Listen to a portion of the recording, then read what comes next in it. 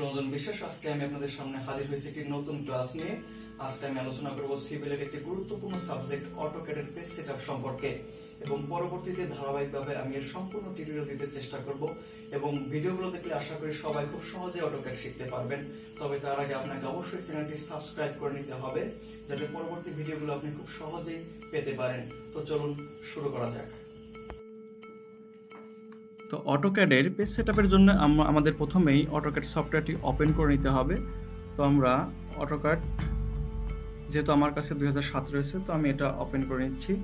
তো এটা ওপেন করার পরে প্রথমে আমাদের এই অটোক্যাডের ইউনিট সেটআপ দিতে হবে, অর্থাৎ আমরা কোন এককে কাজ করতে চাচ্ছি সেই এককটা আমরা সেট করে নিব। এর জন্য আমাদের প্রথমেই যেতে হবে এই টাইটেল বারের ফরম্যাটে।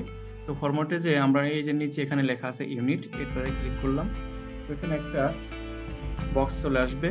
তো এখানে লেখা আছে লেন্থ টাইপ, অর্থাৎ এখান থেকে আমরা আর্কিটেকচার বা ইঞ্জিনিয়ারিং যে কোনো একটা নিতে পারি। তো আমরা ইঞ্জিনিয়ারিং এ রাখলাম।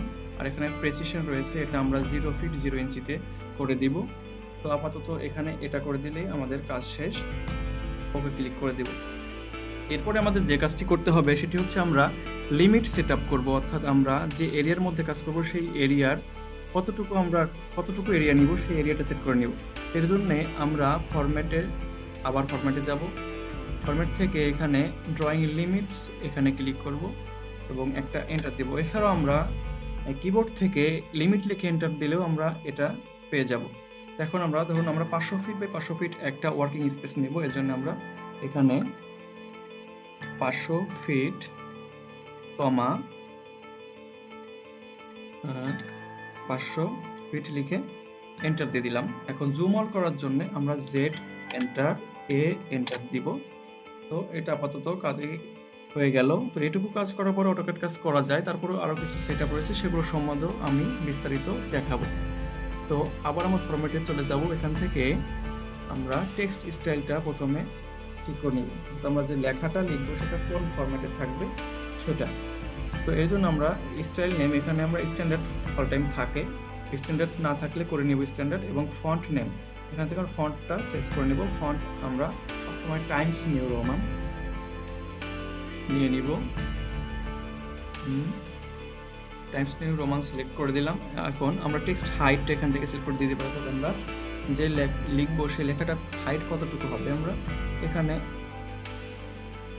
8 দিয়ে দিতে পারি, অথবা নিজের ইচ্ছা মতো আমরা এটা দিয়ে নিতে পারি। এরপরে অ্যাপ্লাই ক্লোজ। এরপরে আবার আমরা ফরম্যাটে যাব। এখান থেকে ডাইমেনশন স্টাইলে যাব। ডাইমেনশনে যাবার পরে আমরা মডিফাইতে চলে যাব। তো মডিফাইতে কয়েকটি ভাগ রয়েছে, তো প্রত্যেকটা ক্ষেত্রে আমরা সেটআপ করব। তো প্রথমে আমরা লাইনসে যাচ্ছি। এখানে অর্থাৎ আমরা যে পরিমাপগুলো নিব, এই পরিমাপগুলোর যে লাইন আছে এগুলোর কালার সিলেক্ট, এখানে কালার যেহেতু আছে এই কালারগুলো আমরা সিলেক্ট করে নিব। তো কালারের জন্য এখানে আমরা ক্লিক করলাম। তো আমরা ইচ্ছা মতো যে কোনো একটা কালার এখান থেকে নিতে পারি। ধরুন আমরা রেডটা নিয়ে নিলাম। তো এই হরিজন্টাল লাইনগুলো, ডাইমেনশনাল লাইনগুলো রেড হয়ে গেল। এরপর লাইন টাইপগুলো আমরা সবসময় কন্টিনিউয়াসে রাখবো। আর লাইন ওয়েট এটা আমরা 0.18 মিলিমিটার রাখতে পারি। এটা হয়ে গেল। আবার এক্সটেনশন লাইন, এটার ক্ষেত্রে আমরা কালারটা চেঞ্জ করে দেবো। এটা আমরা রেড নিয়ে নিই, ইচ্ছা মতো আমরা চেঞ্জ করতে পারি। আর লাইন টাইপগুলো আমরা কন্টিনিউয়াসে, এবং এই লাইন ওয়েট এটা সবসময় এক্ষেত্রে আমরা 0.18 মিলিমিটার নিয়ে কাজ করতে পারি। তো এটা হয়ে গেল। এরপরে আমরা সিম্বল অ্যান্ড অ্যারোসে যাব। এখানে যে আমরা মাপ নেব এটা বিভিন্ন ফরম্যাটে থাকতে পারে, যেমন close field, close blank, closed dot, architecture এই, অবলিক, ওপেন, এখানে আরো অনেকগুলো রয়েছে। এগুলো যে কোনো একটা আমরা সিলেক্ট করে নিতে পারি। তো আমরা ক্লোজ ফিল্ডটাই ইউজ করলাম। এখানে আর কোনো সেটআপ দেওয়ার প্রয়োজন নেই। এরপর আমরা টেক্সটে চলে যাব। যেহেতু আমরা প্রথমে টেক্সট স্টাইলটা আমরা ঠিক করে সেটআপ দিয়ে নিয়েছি, অতএব এখান থেকে আর চেঞ্জ করার প্রয়োজন নেই। আমরা চেঞ্জ করতে পারি, এখানে শুধু যে টেক্সটটা আছে এটার কালার আমরা চেঞ্জ করতে পারি। তো টেক্সট কালার যদি আমরা চেঞ্জ করতে চাই, সেক্ষেত্রে আমাদের টেক্সট কালার এখানে বাই ব্লক হোয়াইট দেওয়া আছে। এখন আমরা এখান থেকে যে কোনো ইচ্ছা মতো একটা কালার নিয়ে নিতে পারি, এটা দিলেই হয়ে যাবে, আর কিছু করার প্রয়োজন নেই। এরপর আমরা ফিটে চলে গেলাম। এখানে সেটআপ দিতে হবে না। প্রাইমারি ইউনিটে এখান থেকে আমরা ইউনিট ফরম্যাটটা এখানে ডেসিমেলে আছে, এটা আমরা ইঞ্জিনিয়ারিং এ নিয়ে নেব, যাতে ফিট ইঞ্চিতে আমরা সব কাজ করতে পারি। প্রেসিডেন্ট 0 ফিট 0 ইঞ্চিতে আমরা নিয়ে নেব। এখানে আর কোনো সেটআপ দিতে হবে না। এরপরে আলটিমেট ইউনিটস রয়েছে, এখানে আর কোনো সেটআপ দেওয়ার প্রয়োজন নেই।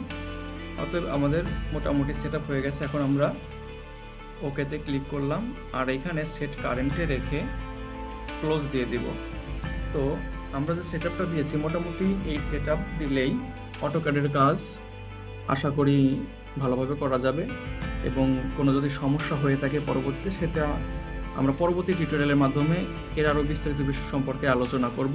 সে পর্যন্ত আপনারা সঙ্গেই থাকবেন এবং পরবর্তী ভিডিওগুলো অবশ্যই দেখবেন, তাহলে আপনারা আশা করি সম্পূর্ণ অটোক্যাড কোর্সটি বিনামূল্যে এখান থেকে আপনারা শিখতে পারবেন।